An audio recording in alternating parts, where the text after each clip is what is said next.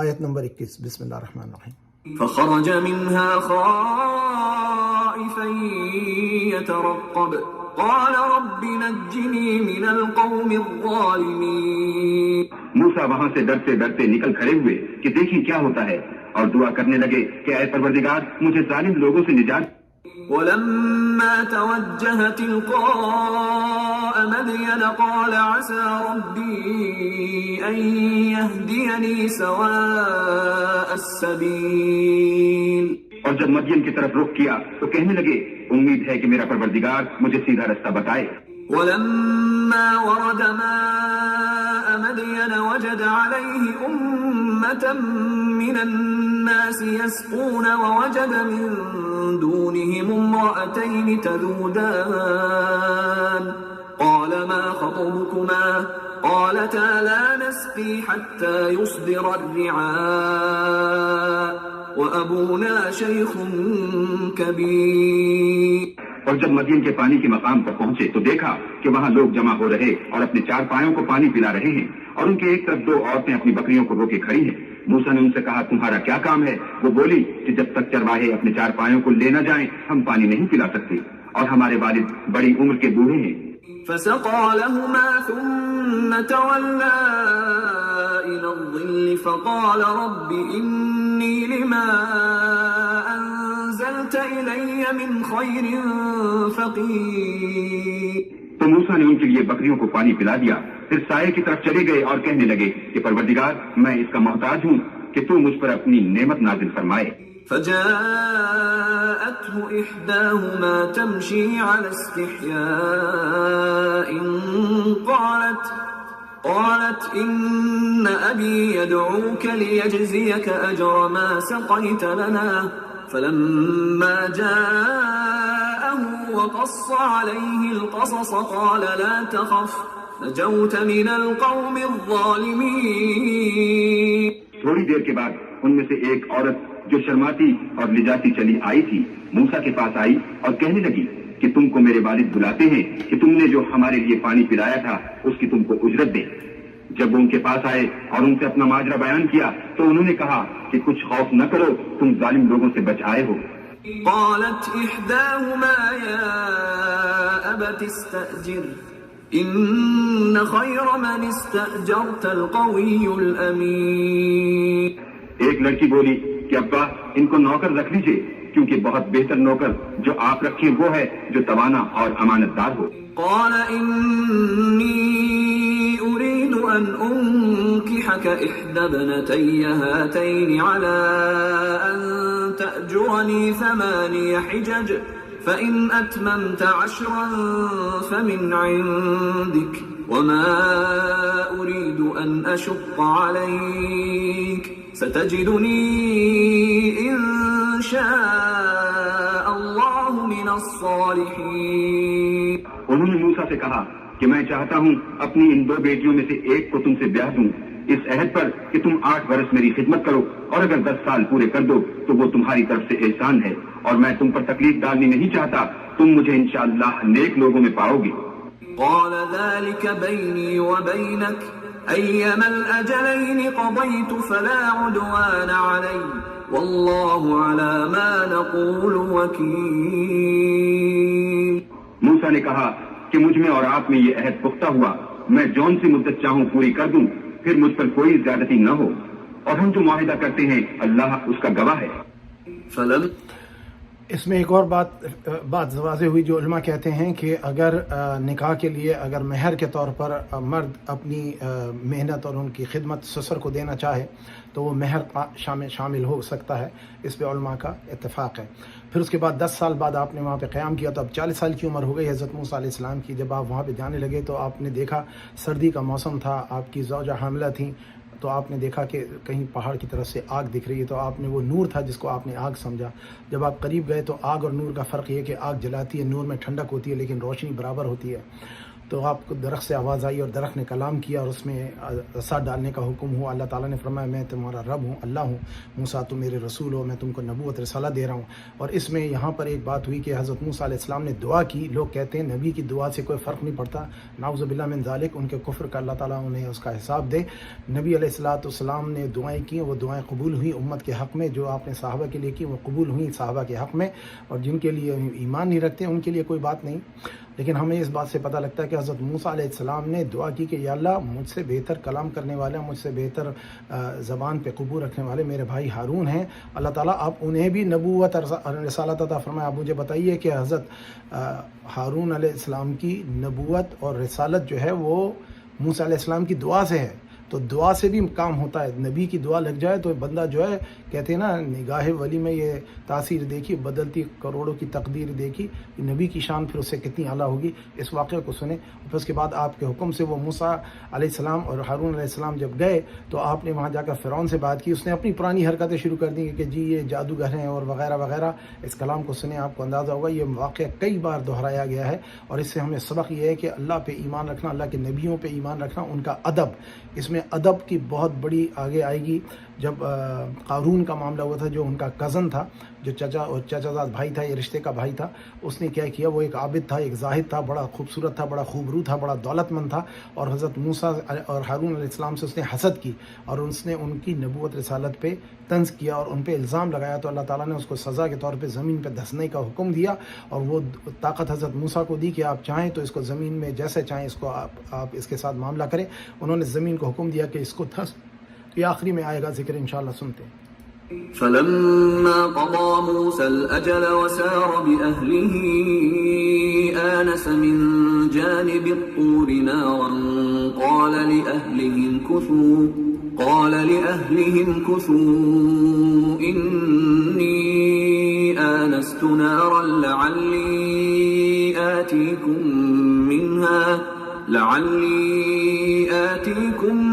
منها بخبر أو جذوة من النار لعلكم تصطلون.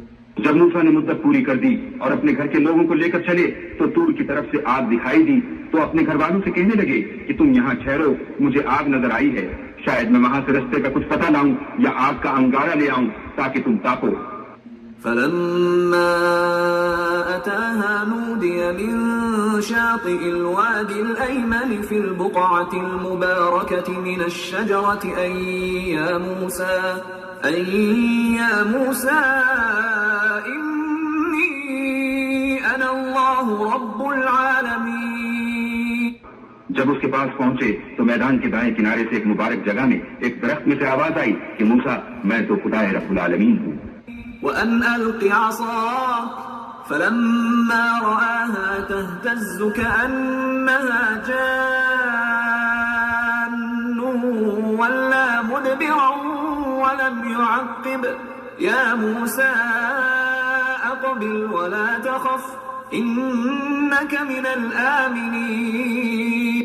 اور یہ کہ اپنی لاٹھی ڈال دو. جب دیکھا کہ وہ حرکت کر رہی ہے گویا سانپ ہے تو پیٹھ پھیر کر چل دیے اور پیچھے مڑ کر بھی نہ دیکھا. ہم نے کہا کہ موسیٰ آگے آؤ اور ڈرو مت, تم امن پانے والوں میں ہو. اسلک يدك في جيبك تخرج بيضاء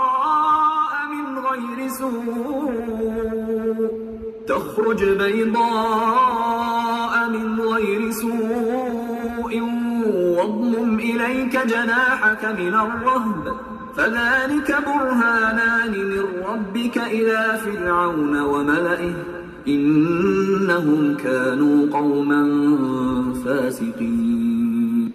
جب اپنا ہاتھ گریبان میں ڈالو تو بغیر کسی عیب کے سفید نکل آئے گا, اور خوف دور ہونے کی وجہ سے اپنے بازو کو اپنی طرف سکیر دو. یہ دو دلیلیں تمہارے پروردگار کی طرف سے ہیں. ان کے ساتھ فرعون اور اس کے درباریوں کے پاس جاؤ کہ وہ نافرمان لوگ ہیں. قال رب إني قتلت منهم نفسا فأخاف أن يقتلون. موسیٰ نے کہا اے پروردگار ان میں کا ایک شخص میرے ہاتھ سے قتل ہو چکا ہے, سو مجھے خوف ہے کہ وہ کہیں مجھ کو مار نہ ڈالے. وأخي هارون هو أفصح مني لسانا فأرسله معي يرد أن يصدقني إني أخاف أن يكذبون اور ہارون جو میرا بھائی ہے اس کی زبان مجھ سے زیادہ فصیح ہے، تو اس کو میرے ساتھ مددگار بنا کر بھیج کہ میری تصدیق کرے، مجھے خوف ہے کہ وہ لوگ میری تکذیب کریں گے۔ قال سنشد عضدك بأخيك ونجعل لكما سلطانا فلا يصلون إليكما بآياتنا أنتما ومن اتبعكما الغالبون۔ اللہ نے فرمایا ہم تمہارے بھائی سے تمہارے بازو کو مضبوط کریں گے اور تم دونوں کو غلبہ دیں گے، تو ہماری نشانی کے سبب وہ تم تک پہنچ نہ سکیں گے، اور تم اور جنہوں نے تمہاری پیروی کی غالب رہو گے۔ فلما جاءهم موسى بآياتنا بينات قالوا ما هذا إلا سحر مفترى وما سمعنا بهذا في آبائنا الأولين۔ اور جب موسیٰ ان کے پاس ہماری کھلی نشانیاں لے کر آئے تو وہ کہنے لگے کہ یہ تو جادو ہے جو اس نے بنا کھڑا کیا ہے، اور یہ باتیں ہم نے اپنے اگلے باپ دادا میں تو کبھی سنی نہیں۔ وقال موسى ربي أعلم بمن جاء بالهدى من عنده ومن تكون له عاقبة الدار إنه لا يفلح الظالمون۔ اور موسیٰ نے کہا کہ میرا پروردگار اس شخص کو خوب جانتا ہے جو اس کی طرف سے حق لے کر آیا ہے اور جس کے لیے عاقبت کا گھر یعنی بہشت ہے، بے شک ظالم نجات نہیں پائیں گے۔ وقال فرعون يا أيها الملأ ما علمت لكم من إله غيري فأوقد لي يا هامان على الطين فاجعل لي صرحا لعلي أطلع إلى إله موسى وإني لأظنه من الكاذبين۔ اور فرعون نے کہا کہ اے اہل دربار، میں تمہارا اپنے سوا کسی کو اللہ نہیں جانتا، تو حامان میرے لیے گارے کو آگ لگا کر اینٹیں پکا دو، پھر ایک اونچا محل بنا دو تاکہ میں موسیٰ کے اللہ کی طرف چڑھ جاؤں، اور میں تو اسے جھوٹا سمجھتا ہوں۔ واستكبر هو وجنوده في الأرض بغير الحق وظنوا أنهم إلينا لا يرجعون۔ اور وہ اور اس کے لشکر ملک میں ناحق مغرور ہو رہے تھے اور خیال کرتے تھے کہ وہ ہماری طرف لوٹ کر نہیں آئیں گے۔ فأخذناه وجنوده فنبذناهم في اليم فانظر كيف كان عاقبة الظالمين۔ تو ہم نے ان کو اور ان کے لشکروں کو پکڑ لیا اور دریا میں ڈال دیا، سو دیکھ لو کہ ظالموں کا کیسا انجام ہوا۔ ان آیات سے ایک بات کی اور وضاحت ہوتی ہے کہ فرعون اپنے آپ کو خدا سمجھتا تھا، نعوذ باللہ من ذالک، اور اس دور میں ایسا ہی تھا، اور ابھی پچھلے 100 سال 200 سال پہلے بھی، جبکہ دوسری جنگ عظیم میں بھی آپ نے دیکھا ہوگا کہ جاپان کے بادشاہ کو وہ اپنا خدا سمجھتے تھے، نعوذ باللہ اس کی عبادت کرتے تھے، جبکہ نہ اس نے کسی چیز کو تخلیق کیا، نہ اس نے کچھ بنایا، نہ اس کو کچھ حق تھا۔ تو اور اسی طرح سے پھر لوگ اپنے ہاتھوں سے پتھر بناتے ہیں، پتھر کا خدا بنا لیتے ہیں اور پھر اسے مانگتے ہیں۔ کتنی نادانی اور کتنی کم عقلی اور بیوقوفی اور جہالت کی حرکت کرتے ہیں کہ اپنے ہاتھ سے بناتے ہیں اور اسی کو پھر پوچھتے ہیں۔ پھر اس کے بعد ایک بات اور دیکھی گئی کہ اللہ تعالیٰ نے فرعون کو آزمانے کے لیے اس کو ملک بھی دیا، بادشاہت بھی دی، طاقت بھی دی، قوت بھی دی، عزت بھی دی، مال و دولت بھی دی، فوجیں بھی دی، اس کے پاس اتنی بڑی سلطنت بھی دی، لیکن اس نے کیا کیا؟ اس نے اللہ سبحانہ و تعالیٰ کے وجود سے اور اپنے آپ کو خدا بنا دیا بغیر اس بات کی دلیل کے کہ وہ خدا ہو سکتا ہے یا نہیں، اور اللہ کے رسول کی اس نے نافرمانی کی جو کہ موسیٰ علیہ السلام اس کے پاس پہنچے، اور اس کو اس کے مشورہ دینے والے حامان اس میں بہت بڑا کردار ہے، جو کہ علماء بتاتے ہیں کہ وہ فرعون کو مشورے دیتا تھا۔ جب اس نے اپنے ایڈوائزری بورڈ جو کہلاتا ہے، جو کنسلٹیشن بورڈ ہوتا ہے بادشاہوں کا، اس میں وہ شامل تھا، شاید وہ اس کا وزیر اعظم بھی تھا یا فوج کا جرنیل تھا، اس زمانے میں جرنیل ہوتے ہوں گے جو کہ بادشاہ کی رائٹ ہینڈ ہوتے ہوں گے۔ وہ اس نے کہا کہ تم کو جو ہے یہ موسیٰ علیہ السلام کو ان کو نہ مانو اور اپنی ثابت کرو جادوگر ہونے کا، اور اس قسم کے مشورے دیتا تھا کہ آپ بادشاہ ہیں، آپ خدا ہیں، نعوذ باللہ۔ تو یہ اس کو حامان نے کافی اس کو بہکایا تھا۔ آدمی کو سوچنا چاہیے جب وہ طاقتور ہو جاتا ہے، جب کبھی اس کے پاس اللہ تعالیٰ حکومت اور بادشاہ دیتا ہے، تو اس کے مشیر اور اس کے ایڈوائزر کون ہوتے ہیں؟ یہ بہت اہم سوال ہے جس کو نظر رکھنی چاہیے۔ وَجَعَلْنَاهُمْ أَئِمَّةً يَدْعُونَ إِلَى النَّارِ وَيَوْمَ الْقِيَامَةِ لَا يُنصَرُونَ۔ اور ہم نے ان کو پیشوا بنایا تھا، وہ لوگوں کو دوزخ کی طرف بلاتے تھے اور قیامت کے دن ان کی مدد نہیں کی جائے گی۔ وَأَتْبَعْنَاهُمْ فِي هَذِهِ الدُّنْيَا لَعْنَةً ويوم القيامة هم من المقبوحين. اور اس دنیا میں ہم نے ان کے پیچھے لعنت لگا دی اور وہ قیامت کے روز بھی بدحالوں میں ہوں گے. وَلَقَدْ آتَيْنَا مُوسَى الْكِتَابَ مِنْ بَعْدِ مَا أَهْلَكْنَا الْقُرُونَ الْأُولَى بَصَائِرَ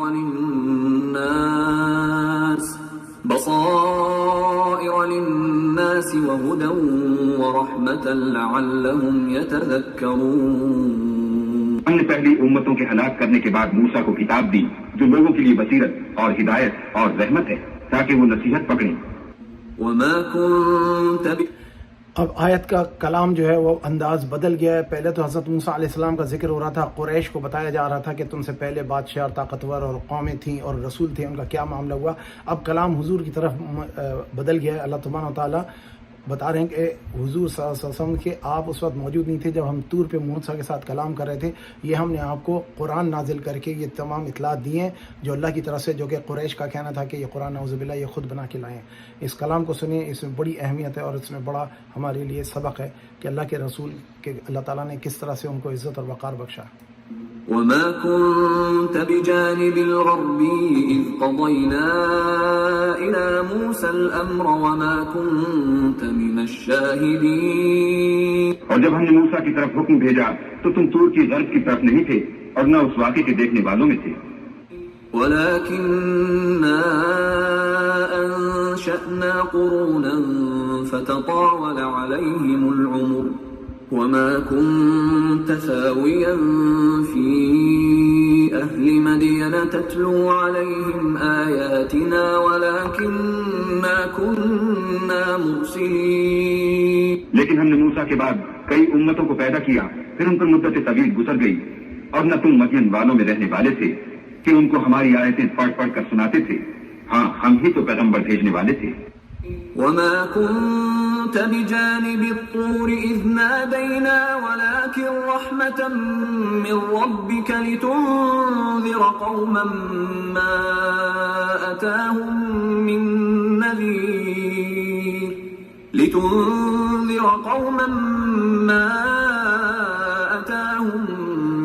نَّذِيرٍ مِّن قَبْلِكَ لَعَلَّهُمْ يَتَذَكَّرُونَ.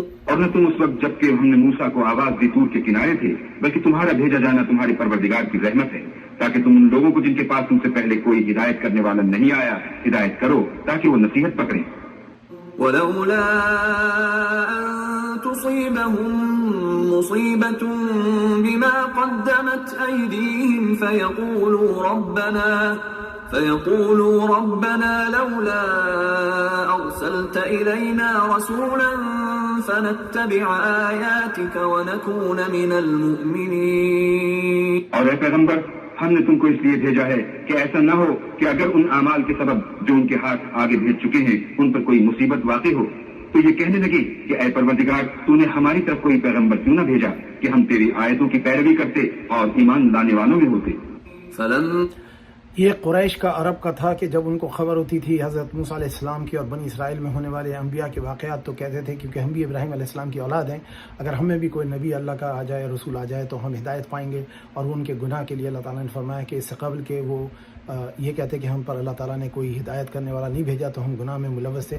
اللہ سبحانہ تعالیٰ نے اگلی آیتوں میں یہ بتایا کہ ہم کسی بستی پر یا کسی قوم پر جب تک عذاب نہیں نازل کرتے جب تک کہ وہ اللہ اور اس کے رسول کی نافرمانی نہ کریں اور اللہ کے احکاموں کو چھوڑ کر کے بد امنی، فساد اور ظلم و جبر نہ قائم کریں.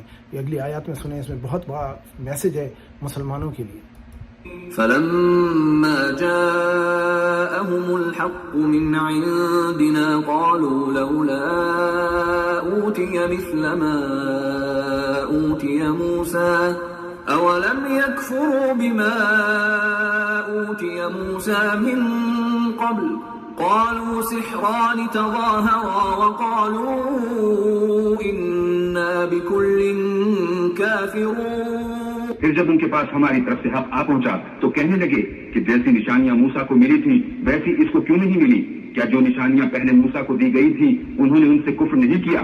کہنے لگے کہ دونوں جادوگر ہیں، ایک دوسرے کے موافق، اور بولے کہ ہم سب سے منکر ہیں. قل فأتوا بكتاب من عند الله هو أهدى فاتبعه إن كنتم صادقين. کہہ دو کہ اگر سچے ہو تو تم اللہ کے پاس سے کوئی اور کتاب لے آؤ جو ان دونوں کتابوں سے بڑھ کر ہدایت کرنے والی ہو تاکہ میں بھی اسی کی پیروی کروں.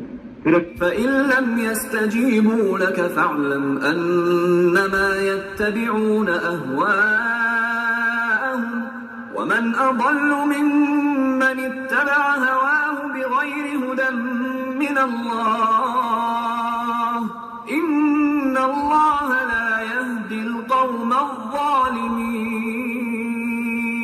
پھر اگر یہ تمہاری بات قبول نہ کریں تو جان لو کہ یہ صرف اپنی خواہشوں کی پیروی کرتے ہیں، اور اس سے زیادہ کون گمراہ ہوگا جو اللہ کی ہدایت کو چھوڑ کر اپنی خواہش کے پیچھے چلے.